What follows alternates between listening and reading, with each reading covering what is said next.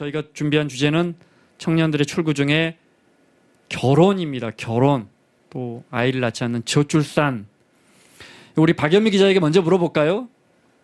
자, 결혼을 하지 않습니다. 기성세대가 결혼해라 한다고 녹록하게 결혼할 수 있는 환경은 네. 아닌 것 같아요. 어떻게 할까요? 환경이 좋아도 결혼 안 하신 젊은 싱글 여성분들은 신중하게 생각하시라는 말씀 꼭 드리고 싶고요. 추석이 지난 지 얼마 안 돼서 그런지 그런 생각이 강하게 드네요. 그거 아니더라도 사실 결혼해서 가정을 꾸려서 살아나가는 게 굉장히 팍팍하다는 생각이 많이 들어요. 그러니까 저도 결혼을 그렇게 일찍 한 편은 아닌데 그래도 사회생활 좀 하고 그렇게 결혼을 해서 또 제가 지금 아들이 6살이거든요. 그런데 이 친구한테 들어가는 교육비며 뭐 이런 것들 생각하면 야, 가면 갈수록 참 힘들겠구나 그런 생각 참 많이 듭니다. 근데 여기에서 청년들이 결혼 자체를 기피하는 이유를 생각해보면 일단 애 낳으면 그때부터 돈이잖아요. 아시겠지만 기저귀는 버릴 때도 돈 듭니다.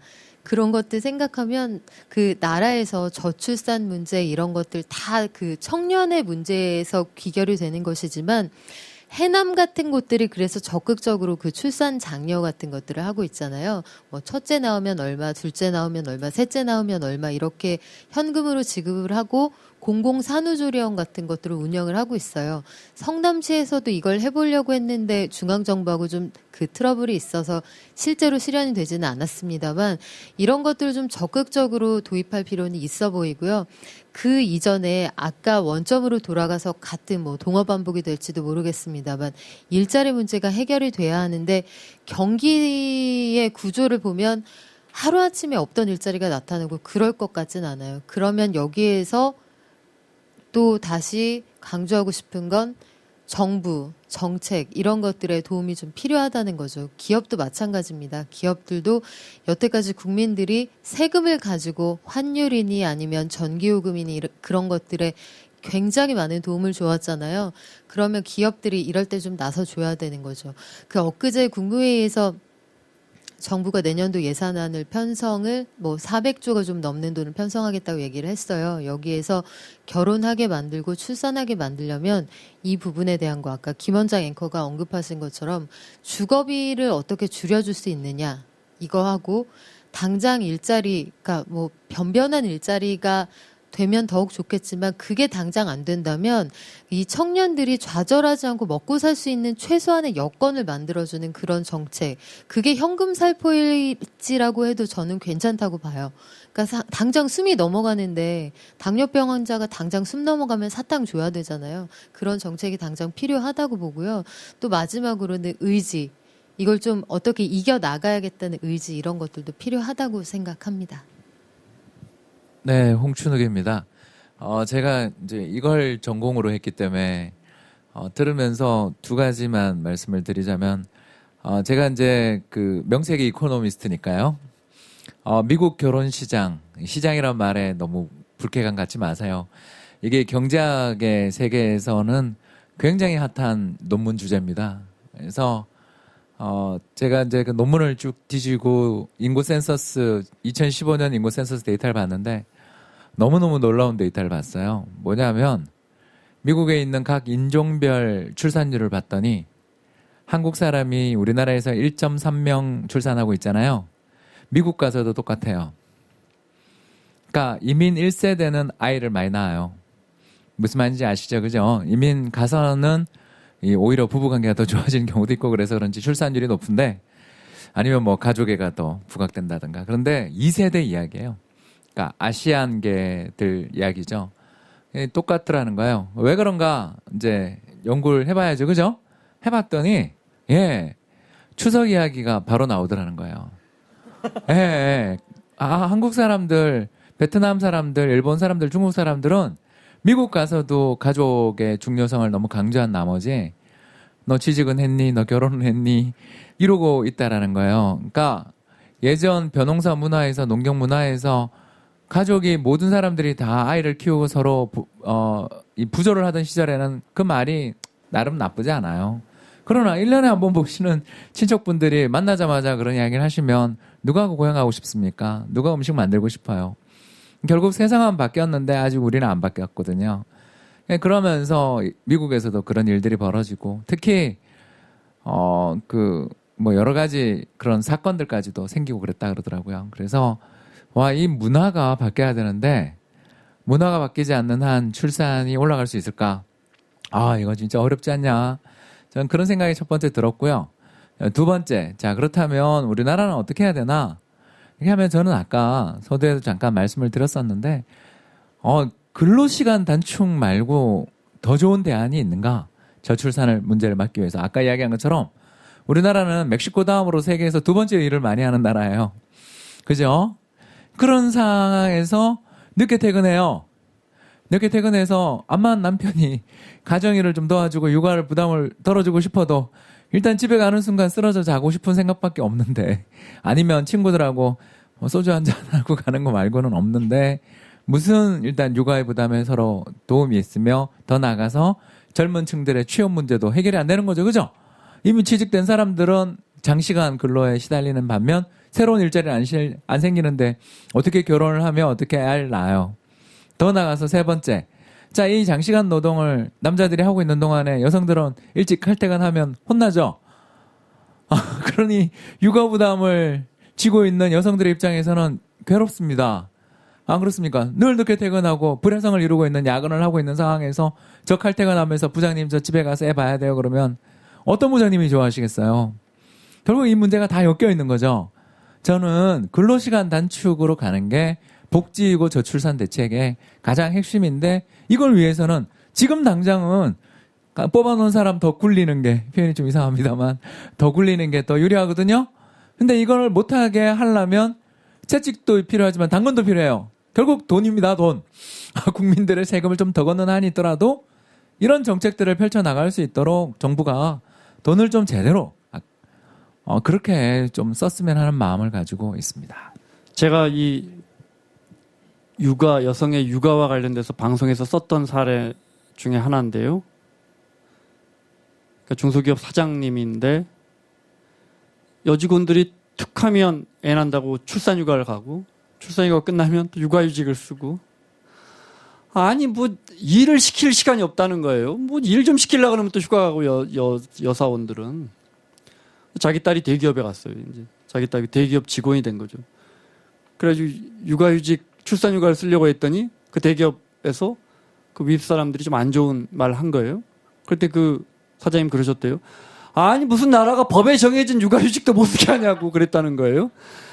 저는 그 이야기를 들으면서 우리 스스로가 그래요. 우리 스스로 굉장히 지금 저출산과 육아에 대해서 우리 스스로가 열려있고 깨어있다고 생각하지만, 사실은 지금 말씀하신 것처럼 우리 사회의 이런 편견들, 고용, 육아, 출산에 대한 편견들은 다 우리가 만들고 우리가 유지하고 있는 거예요. 지금 선진국은 그렇지 않잖아요. 주커버거 애 낳으니까 미국 사회가 이렇게 쳐다봤어요. 너가 남자지만 출산휴가를 가는지 보자. 그래서 그렇게 자산이 많은 젊은 CEO가 결국 그 미국 사회의 시선에 못 이겨서 출산휴가를 갔어요. 남자인데 육아휴직이 아니고 출산휴가를 갔어요. 아이 딸 낳고, 딸이죠. 주커버그. 그러니까 마이크로소프트 같은 경우에 선언적으로 했어요. CEO가 그러니까 유급 휴가를 주지 않는 회사와는 거래하지 않겠다, 이렇게. 그러니까 CEO가 앞서서 사회의 어떤 그 그릇된 편견이나 관행들을 없애가려는 그런 노력들이 있어야 되는 거죠. 그렇지 않으면 힘들다고 하고 얘는 계속 안 날 거고 인구는 계속 줄어들 거예요. 김치영 기자. 네. 아까 이대호 기자가 마이크를 들었다 놨다 했는데 제가 먼저 얘기를 하겠습니다. 김치영입니다. 뭐 공감합니다. 제도도 그러니까 사회의 어떤 문화도 변해야 되고 여러 가지가 필요하다라는 말씀에 공감을 하고요. 근데 어쨌든간 현실상으로 지금 저출산의 가장 큰 이유는 육아 부담이라고 생각하거든요. 그러니까 2014년도 현대경제연구원에서 발표한 출산율 부진과 관련된 보고서를 보면 미혼자가 자녀 출산을 꺼리는 가장 큰 이유는 출산 및 양육비 부담이다가 44.3%로 가장 높게 나와요. 저 역시도 애들 키우는 데 있어서 앞으로 들어갈 비용과 관련된 부분이 가장 걱정이 되고 그래서 지금 저 애 둘인데 와이프는 한 명 더 낳자 그러는데 제가 지금 미루고 있거든요. 그래서 사실상 경제적인 부분이 굉장히 큽니다. 그러니까 물론 애들이 너무 좋긴 한데 그러니까 이런 것들이 저뿐만 아니라 모든 지금 그 우리나라 청년 세대부터 시작해서 지금 결혼 세대, 가정을 이룬 세대들이 이루고 있는 문제점이라고 생각을 하고요. 그래서 저 역시도 이 육아의 부담을 낮춰주는 정책적인 방안이 필요하다. 그러니까 아까 문화도 변해야 되지만 우리가 너무 애들 교육에 돈을 많이 쓰는 것, 그다음에 주거 비용이 너무 많이 들어가는 것. 그래서 앞서도 제가 주거는 좀 현실적으로 살 수 있는 곳으로 가셨으면 좋겠다라고 말씀드린 것 중에 하나고요. 그래서 최근에 정치권에서 아동 수당과 관련된 얘기가 지금 나오기 시작했어요. 출산율을 높이기 위해서 2006년부터인가 저희가 5년마다 지금 저출산 대책을 내놓고 있는데 맨날 그 난임 수술에 얼마 지원하고 뭐 굉장히 작은 것들에 지금 얘기를 하고 있는데 아동 수당 얘기가 나오고 있는데 프랑스가 사실 아동 수당을 주면서 출산율을 좀 높인 사례가 있거든요. 그리고 저출산 국가 중에 지금 아동 수당을 주지 않는 나라는 우리나라를 비롯해서 한 3개국밖에 안 된다라고 하는 주장도 있는데 어쨌든 이 부분에 대한 논의를 출산은 결국엔 국가 경쟁력하고 연결되는 부분이기 때문에 애들을 많이 낳고 애들이 많이 낳아서 일하기 시작하면 여러분 노후에 국민연금도 걔네들이 내서 노후를 받쳐줄 거거든요. 그래서 그런 부분들이 필요한 거니까 좀 긴 안목으로 봐서 이 출산율을 높이기 위한 대책을 좀 세워줬으면 좋겠다. 그다음에 앞서 부동산과 연결돼서 제가 진짜 기업들한테 하고 싶은 얘기가 있었는데 저는 두 문제를 한꺼번에 해결할 수 있는 대책이 있다고 생각합니다. 그 중에 하나가 사원 아파트 제도가 좀 부활됐으면 좋겠어요. 돈 많은 기업들이 사원 아파트를 짓고 국가는 이 아파트에 세금 혜택을 주고 그러니까 짓는 기업들에게는 세금 혜택을 과감히 주고 그래서 입사한 지 뭐 얼마 안 되는 원하면 사원들은 사원 아파트에 들어가서 애를 뭐 낳고 뭐 3, 4학년이든 뭐 몇 년 동안 살 수 있게 그리고 나서 목돈을 모으면 나갈 수 있게 그렇게만 해준다면 여러 문제가 해결되지 않을까 같은 꿈 같은 생각을 하고 있습니다. 저 잠깐 첨언하면 지금 김치영 기자가 제안하신 이 부분은요. 정부의 일부 공공기관은 오랫동안 이미 해오고 있습니다. 한국은행도 강남에 사원 아파트가 있고요. 뭐 아주 오래되기는 했지만 한국개발연구원 KDI도 사원 아파트가 있어요. 그래서 거기에서 종잣돈을 마련해서 신혼부부들이 나가서 중산층에 편입이 되고 그런 경우가 실제로 많이 있습니다.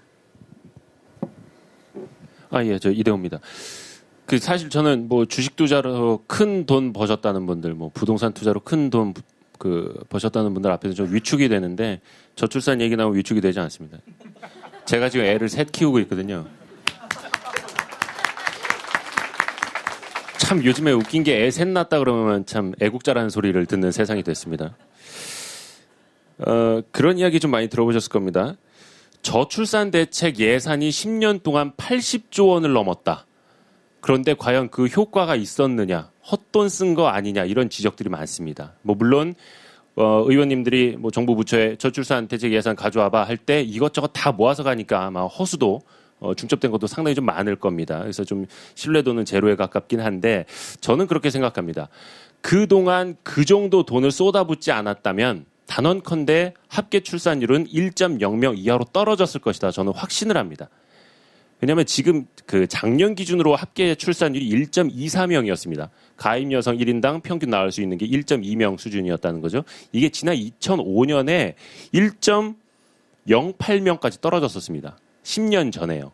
그러니까 둘이 결혼해서 하나도 안 낳을 수 있는 수준까지도 직전까지 갔었다는 얘기죠. 10년 사이에 그 정도 돈을 쏟아 부어서 올려놓은 겁니다. 그래서 저는 분명히 그런 효과는 있었다라고 보고 그 의원님들도 이런 이야기 그러니까 그 정도 돈을 쏟아부어서는 안 된다는 이야기 쉽게 절대 하지 못합니다. 효율적으로 관리하라 이 정도로 톤만 좀 다운을 시킬 뿐입니다. 해서 애를 많이 낳아서 키우게 하려면 걱정을 줄여줘야 하는데 분명히 거기에는 돈이 든다. 민간이 하지 못하는 부분은 정부가 보충을 해줘야 할 수밖에 없다라고 생각을 하고요. 또 하나는 제가 이제 올해 한 36인데 제 친구들도 아직 결혼을 못한 녀석들이 많습니다. 또 제 후배들 30대 초반에도 전혀 결혼에 대한 생각을 못하고 있는 사람들이 많거든요. 그럼 얘기합니다. 준비가 안 돼 있다. 그럼 전 반문합니다. 너 5년 뒤에는 준비돼 있을 것 같냐? 10년 뒤에 40 넘어가면 너 집 살 것 같냐? 절대 못 산다. 일단 하라. 그러니까 사람이 없고 뭐 사랑을 못하고 이거는 이제 다른 문제지만 경제적인 포인트 하나만 놓고 본다면 1+1이 훨씬 낫다. 뭐 물론 사람의 눈높이는 조금 다르긴 하겠습니다만 둘이 같이 합쳐서 버는 게 훨씬 낫지 혼자서 끙끙 앓고 내가 40 넘어서 50다 돼서 몇 억짜리 집 사놓으면 뭐 할 건데요. 그 나이 든 사람한테 그 정도 재력 보고 오겠습니까? 그러니까 먼저 결혼을 하라 단순하게 생각을 하고 먼저 적성을 띄워라 이렇게 얘기해 주고 싶습니다. 예, 항상 저는 불리한 거는 맨 마지막에 얘기하는데요. 그 결혼 관련해서는 솔직히 제가 너무 많이 써먹어서 좀 질리긴 한데 보험처럼 해도 고민이고 안 해도 고민이고 일단 했으면 중도 해지하는 건 무조건 손해잖아요. 그래서 그렇기 때문에 뭐 저희는 했으니까 뭐 안 해도 된다 이렇게 얘기를 하지만 안 한 사람들 입장에서는 하고 싶은 게 다들 인지상정 아닐까요? 그래서 결혼은 뭐 이왕 할 거면 다들 하는 게 좋을 것 같은데 이 저출산 문제는 솔직히 쉬운 것 같지는 않아요. 그 저출산은 한국만의 문제가 아니거든요. 아까 홍춘욱 박사님 말씀하신 것처럼 그 미국도 그렇고요. 뭐 독일, 일본, 개발도상국은 덜하겠지 하는데 뭐 이란, 여긴 베트남, 태국도 그렇다 그래요. 그러니까 결국에 지금 산업 구조적으로 사람을 필요로 하지 않는 사회로 지금 가고 뭐 4차 산업혁명도 그 중에 하나이긴 하지만 인공지능 시대가 오면 정말 노동력이 필요로 하지 않는 시대가 올 수가 있다고 해요. 한 미래학자는 2040년인가요? 되면 현재 인구의 5%만 있어도 산업이 돌아간다라고 합니다. 그래서 결국에 그 아이들을 많이 낳지 않는 세상은 이건 대세는 어쩔 수 없는데 그래도 인간 행복을 위해서라면 많이 낳는 게 좋을 것 같고요. 최근에 보면 제 아들이 초등학교 1학년인데 예전에 제가 어렸을 때만 해도 잘하는 애들이 몇 명 있었는데 요즘에는 다 아시겠지만 못하는 애를 몇 명 찾기가 힘듭니다.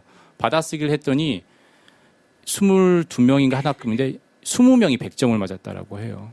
그만큼 한국 사람들이 교육비를 아들, 딸들에게 많이 쏟으니까 거기에 뒤지지 않으려니까 3명 물론 능력자는 3명도 낳긴 하지만 그 한둘 나와서 경쟁력을 더 갖게 하는 사회로 지금 가고 있는 것 같습니다. 그래서 저는 저출산은 많은 돈을 쏟아부어서 더 많이 낳긴 하지만 결국 우리가 고민해야 될 부분은 나중에 다들 늙어가는 건 어쩔 수 없는 거 아닙니까? 그 노인복지 쪽에 초점을 맞출 수밖에 없지 않을까 저는 그렇게 생각을 합니다. 예. 인구가 줄어드는 걸 막은 나라들의 공통점은 지금 말한 것처럼 결국은 아이를 낳고 결혼하고 아이 낳으면 혜택을 주는 겁니다. 혜택이라는 건 복지입니다. 주거 복지도 있을 것이고 결국 프랑스처럼 현금 주는 프랑스는 그래서 아주 드라마틱하게 아주 극적으로 출산율을 높였습니다. 우리가 이 부분에서 우리 스스로에게 물어볼 게 있습니다. 지금 결국은 이민자 문제인데 이거는 사실은 우리의 철학 우리의 가치관하고 연결됩니다. 경제 문제뿐만 아니고 뭐냐면 결국 그런 혜택을 많이 주면 저소득 추경의 혜택이 갑니다. 그리고 심지어 프랑스 같은 특히 이제 이 서유럽 국가들처럼 복지가 많이 되면 이민자들이 들어오고 인구를 감당하기 위해서요. 그러면 그 복지 대부분을 이민자들이 가져갑니다. 그럼 이제 극단적으로 어떤 문제가 생기느냐? 알제리나 뭐 튀니지 같은 데서 온 이민자들이 아이 5명, 6명 낳고 복지로 삽니다. 일자리 없이. 그게 이제 사회의 갈등을 유발합니다. 우리는 알제리나 튀니지가 연변이나 필리핀, 베트남으로 바뀔 뿐입니다. 우리 사회가 만약에 이런 사회적 합의를 할 때 우리는 어떤 가치관으로 어떻게 대응할 것인가. 지금 유럽 사회가 굉장히 혼란스러운 것 대표적인 게 이 문제거든요. 우리가 이거 어떻게 감당할 것이냐. 내가 낸 세금인데 연변에서 온 사람에게 아이 낳았다고 120만 원씩 매월 주는 거에 대해서 받아들일 수 있을까? 우리 마음속에 진짜 숨어있는 편견이 있어요. 저 사람들이 과연 우리에게 도움이 될까? 저 베트남 저 다문화 가정의 아이가 그것 때문에 유럽이 갈등을 앓잖아요. 네. 따지고 보면 스티브 잡스는 시리아 이민자의 아들이거든요. 애플은 지금 글로벌 1위 기업입니다. 1위 기업. 시가총액이 삼성전자보다 훨씬 많습니다. 미국의 대통령 아프리카 이민자 아들이고 게다가 혼혈입니다. 미국 대통령입니다. 지금. 이런 부분도 우리가 생각해 봐야 합니다. 우리가 저출산 방법이 없습니다. 지금도 많은 노동자들 받고 있지만 지금 저 파주 저쪽 가면 시장 가면 시장 그쪽에 이미 뭐 베트남 아줌마들이 많이 장사를 하시고 계시기 때문에 저쪽 귀퉁이 가면 베트남 말로 이야기합니다. 우리에게 어느 날 현실이 될 건데 우리 스스로도 우리 물어봐야 합니다. 우리가 준비가 되어 있는지. 방송에서는 잘 받아주거든요. 근데 전혀 아니 그런데요. 생방송에 대한 긴장감이 없어. 그 이민자 거기까지 가기 전에 일단 여자들이 애 낳아서 키우기가 좋은 환경이 돼야 애를 낳죠. 그 보면 서울시가 내놓은 그 인구 추계를 보니까요. 멀리 갈 것도 없이 2040년이 되면 서울 안에 있는 생산 가능 인구가 200만 명 가까이 줄어듭니다. 이게 뭘 얘기하느냐 생각해 보면 뭐 어린이 1명이 노인 4명을 먹여 살려야 돼요. 이런 얘기 사실 저 어렸을 때부터 들었거든요. 그런데 이게 숫자로 보니까 1240만 명의 그 젊은 세대가 1750만 명의 50대 이상을 먹여 살리는 날이 정말 눈앞으로 다가와 있어요. 그런데 이걸 일자리 문제, 주거 문제 해결돼야 애 낳는 거 너무나 많고 일단 결혼을 해도 애 낳아서 키우기가 너무 무섭거든요. 저 같은 경우에도 나 일하고 있는데 나 야근, 남편 야근, 근데 애가 아파버리면 답이 없는 거예요. 이런 경우에 저 집에 좀 가야겠습니다. 이러면 이것 봐. 여자들은 결혼해서 애 낳으면 열심히 하지 않아. 이런 평가를 하고 그런 기본적인 배려와 문화에 대한 어떤 그 새로운 문화를 받아들인 이런 자세들, 특히 높은 사람들, 이렇게 곧 관리자가 되실 분들, 이런 분들의 인식이 달라져야 그래야 애들이 많이 태어납니다. 박 기자 아이가 아프다고? 예, 사장님이 저 좀 오늘. 근데 박 기자 네. 의사도 아닌데 왜 이런 식인 거예요. 그러니까 기억하시겠지만 그 몇 년 전에 검찰에서 검찰총장님이 그런 얘기 하셔서 한번 회자된 적 있죠. 여검사들은 애가 아프면 일을 안 하고 집에 가. 여검사들이 애가 아플 때 집에 안 가면 그 애는 누가 보나요? 그러면 아빠가 집에 가야 되는데 그거 현실적으로 어렵단 말이죠. 그러니까 이런 것들에 대한 인식의 변화가 필요합니다. 네, 너무 좋은 이야기 사이에 끼어들었습니다. 홍춘욱입니다. 아까 이제 2020년 되면 대학 입학생 수가 40만 명대로 줄어든다고 제가 말씀드렸잖아요. 이제 현실이거든요. 이제 그 아이들이 1년 있다가 어떻게 되는지 아세요? 군에 가요. 벌써 그거 생각 못 하셨죠? 우리나라 60만 대군을 유지를 하려면요. 그 아이들이 예전 80년대처럼 36개월 내지 40개월 복무를 해야 돼요. 왜냐하면 숫자가 주니까요. 참고로 더 계속 줄어서 최저점은 32만 명까지 갔다가 지금 반등하고 있고, 남자아이들이 반 정도 태어나면 16만 명이 65만 명 역할을 하려면 4년 있어야 되네요. 그죠? 자, 제가 지금 뭔 말씀드리는지 좀 느낌이 오시죠? 이게 외국인 수입이나 또는 외국인의 어떤 유입, 뭐든 말로도 좋은데 우리가 피할 수 없는 현실이라는 거예요. 이게 지금은 그냥 다문화 가정 정도로 이야기를 하고 있지만 이런 식으로 급격하게 새로운 젊은 인구들이 줄어드는 상황에서 우리가 산업국가로서 뭔가 돌아가려면 외국 인력 없이 돌아갈 수가 없어요. 그러면 이게 우리는 준비를 해야 되는 게 반면교사죠.